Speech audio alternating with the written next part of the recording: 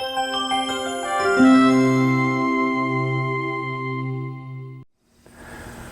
we're continuing our Tool House Tips series on homestead house building. And the big question of crawl space or basement. Again, in hindsight, when I was building the house, or designing the house, I had quite a few people say, why won't you put a basement in? In my experiences in the past, basements, they always have to deal with water, they leak, they're moldy, they're musty. I didn't want to mess with it. So I went with a crawl space.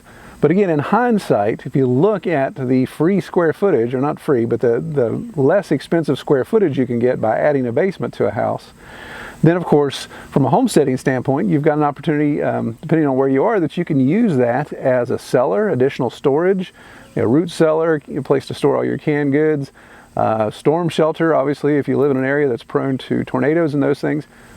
So again, in hindsight, if I'd have gone back and said, well, okay, let's look into a basement, then I could have built a lot more square footage for a lot less price. Now, actually, I would have run into more problems because I did hit, just in the crawl space alone, I did hit an aquifer. There's actually a spring that comes up under the house. So I have to have a basement system that keeps all that dry and has a pump and all that. So with a basement, I probably would have encountered my fear of water and moldy and wet and all of those issues.